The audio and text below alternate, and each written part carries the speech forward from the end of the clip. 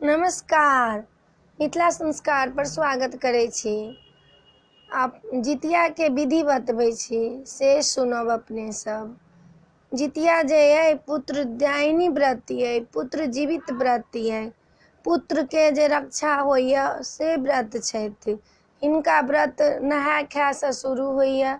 नहाय खायके दिन पोखरिमे जायब, नहा सोना कऽ आयब, झिमनीके पात पर खड़ी तेल चढ़ायब और चढ़ा कऽ पितृ सबके चढ़ा लेब। जितवाहनके पहिले चढ़ा फेर पितृ सबके चढ़ा लेब। आ घर आयब, घर आबि कऽ चूड़ा दही सेहो चढ़ायब।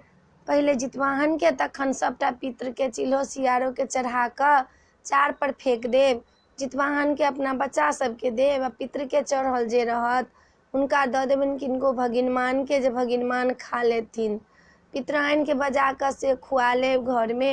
जहन कहियो अष्टमीके व्रत जे होइए ओहि दिन कहियो भोर खनका औंठन रहैए, कहियो नहि रहैए।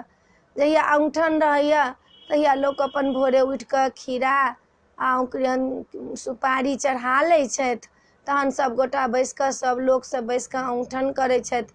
जतेक घरके लोकसब छनि से सब बैसि कऽ औंठन करै छथि। औंठन धियोपुता सब करै छथि, पबनैतिन सेहो करै छथिन। औंठन करै छथिन। जहन औंठन भऽ जाइ छै तऽ पानि पीबऽला, जहन अंगूठि कऽ लोक पानि पीबैया तखन कहैया घैलाके अंगूठन सोनाके गेरुलिया आ बहिनीके अंगूठन भाय। ई मंत्र पढ़ि कऽ लोक पानि पी लेलक, जे सब दिन औंठनिया अहाँ हमरा देब। नैहरके लेल सेहो मनबै छथि। औंठनिया देब। औंठन कऽ कऽ भोरमे तखन अपन लोक सुति पड़ि रहैया, चाहे जकरा जे काज रहै से करैया। एहि अष्टमीके व्रतमे जखन तक अष्टमी रहैया तखन तक लोक 24 घंटा रहल तऽ 24 घंटा लोक सहल रहल, निराहार। नहि ओहिमे एकटा लकड़ी काठी तोड़लक, नहि ओहिमे भानस भात लोक खेलक, नहि सब्जी कटलक। कैला ई अखंड होइ छै, एकर खंडित नहि लोक करै छै। एहिला हिनकर नाम खरजितिया सेहो पड़ल छनि, जे खरजितिया छै। कई खंडित लोक नहीं करैया। जाबत तक अष्टमी रहैया ताबत तक ई व्रत रहैया। अष्टमी के दिन लोक व्रत करैया, डाली भरैया। कते लोक नारियल चंगेरीमे धऽ कऽ सेब, संतरा, नारियल, केला, जएटा बेटा छनि तएटा डाँरा, खीरा सबटा धऽ कऽ लोक भगवती लए धऽ कऽ डाली भरैया। जे नहि डाली भरैया से अपन खीरा आ डाँरा लऽ कऽ, जहन कथा होइ छै ताहिठमन जएटा बेटा छनि तएटा डाँरा लऽ कऽ उसरगि दै छथि। कथा सुनऽ जाइ छथि, इतरंगन सब बैसि कऽ कथा सुनै छथि। चिल्हो सियारोके कथा होइया, माछ मरुआके कथा होइया, जितवाहन के छथिन हुनकर कथा होइया, पारनके मलिनिया वाला कथा होइया, 4टा कथा होइया। सब लोग कथा सुनै छथि। आ जखन तक अष्टमी रहैया तखन तक लोक व्रत करैया। ओहि दिन लोक केश नहीं झाड़ैया, सिंदूर तेल सब नहीं करैया। अष्टमी के दिन पुत्रदायिनी व्रत छथिन। ई पुत्र के लेल, पुत्र जीवित रहऽ के लेल, पति जीवित रह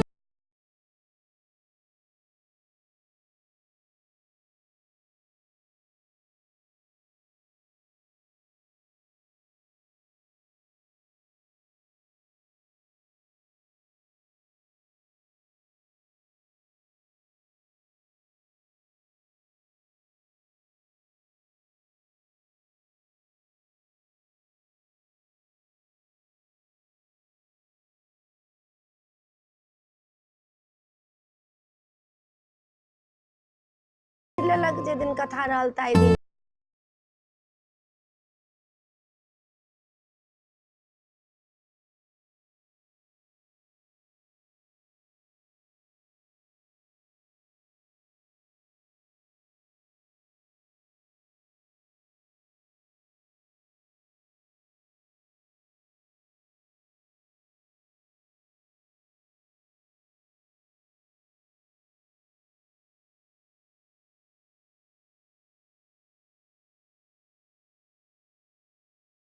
सब चढ़ल ताहि लऽ कऽ लोक पारण केलक। खीरा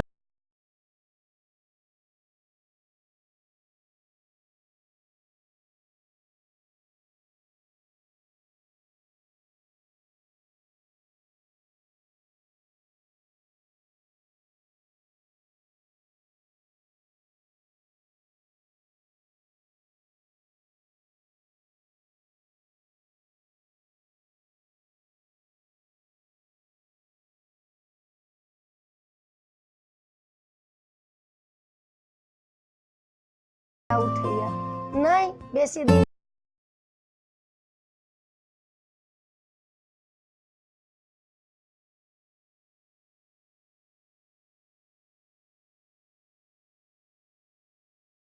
के सामने जे जितिया करै छै हुनकर खरजितिया होइ छनि। खर नहीं खोटय के ताहि दुआरे खरजितिया नाम छै। आ पुत्र के जीवित राखला पुत्रदायिनी व्रत छनि जितिया। जितिया एगो व्रत नहीं छथिन, बहुत कठिन वाला व्रत छनि। लोग को खाना पीना नहीं बनबैया ओहि दिन, लोग के होइत रहे छै ई व्रत कहीं टूट नहीं जात लोग एतबे औंठनो करिए जे ढेकार नहीं होए, मुँह में अन्न नहीं आवे। ताहि लऽ कऽ ई जितिया के व्रत के विधि है। अपने सबके ई वीडियो नीक लागत, ई व्रत विधि नीक लागत हमरा कहब जरूर, सब्सक्राइब जरूर करब। जय मिथिला, जय भोला बाबा।